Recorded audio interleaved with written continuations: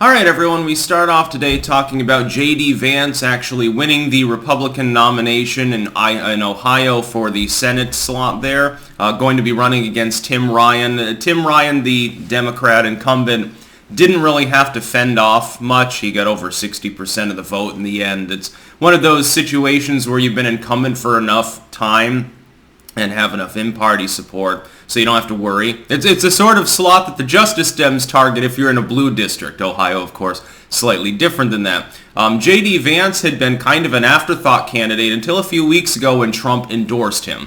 All of a sudden, he became the front runner. He had narrowed the polls to virtually nothing and arguably was a few points ahead. In fact, actually, I think slightly outperformed that in the end in a race where you have the non-incumbent party. You have a sharks in the water feel. I think the reason why there were a number of potentially viable Republicans that wanted to get the nomination, the Democrats right now are in such terrible times, in Ohio, by the way, getting more red over time as well, that they sent blood in the water.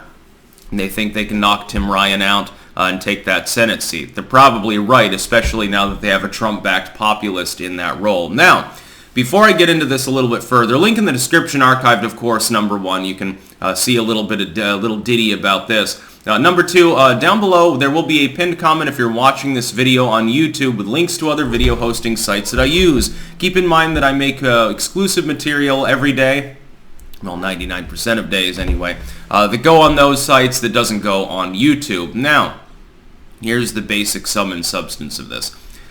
Over and over again, we've been, the demoralization shills of the neocon right and the furthest, like the whitest nationalist types, as well as the Democrats, have continuously attempted to browbeat people into saying, like, well, make America great again's dead, the MAGA movement's over, go back to your homes, vote for Jeb Bush, essentially. Just put down your swords and don't fight us, please, you're losing. Just go home. The Democrats right now have hemorrhage support. They're completely lambasted and laid waste to.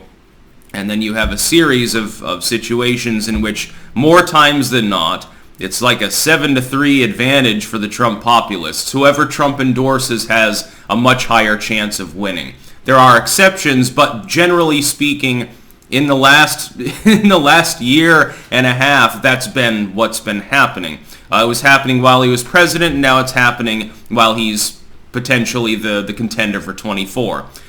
I don't think that if his movement were dead, he's unpopular, nobody cares about Orange Man anymore, which you hear from people, again, shills, people who just don't like populism, scared Democrats. If you listen to them, you'd think the movement was dead, so why does his endorsement carry so much weight?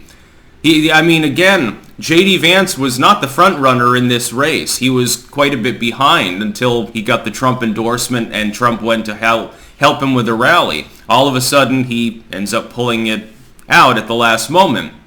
And that potentially gives Trump another voice in the Senate that's, if not loyal to him, at least friendly to him, as opposed to having a neocon running. Again, in a race, it's a state that's going more red for a Senate slot, so the demographics matter. Tim Ryan, incumbent advantage, but maybe not the strongest, most well-spoken person in the world.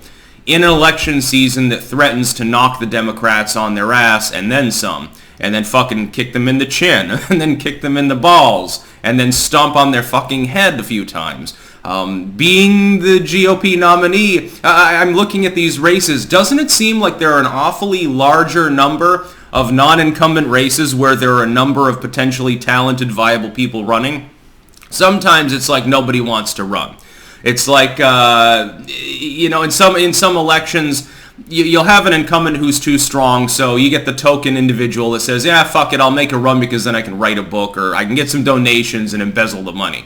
You get those races. You get times in which maybe the seat looks viable, but the enthusiasm's not there, your party's having problems, so you get a couple people running. And then you have times like this where you've technically got 4 people in the race who have a political pulse because they want to be able to run in a race where they think they have a better than 50-50 shot of winning.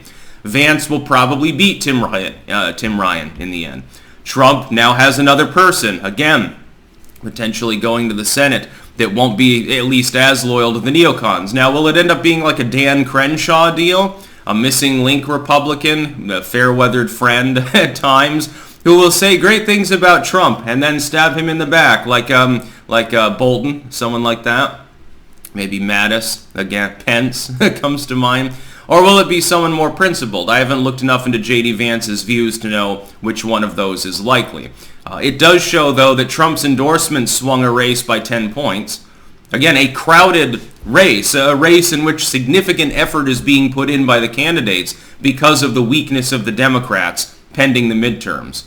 So there's another Senate seat potentially hazarded for the Democrats. They've already got problems. Warnock is probably going to get knocked on his ass.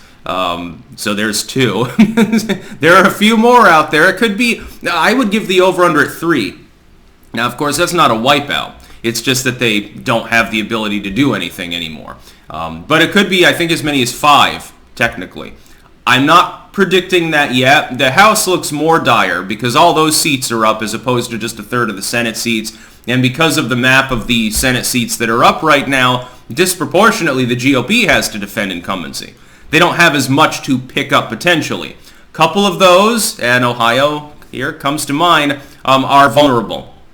So we'll see what happens there, but we'll wish J.D. Vance well. If he gets Trump's endorsement, you know, he could still be a shitfuck, but he's going to be less of a shitfuck than any neocon. Maybe he's a cool guy. Maybe he's got a Rand Paul attitude or something. I'll be looking into it a little bit more because, again, I see this as a potentially important pickup for the GOP. It's entirely possible. That's about all. Peace out.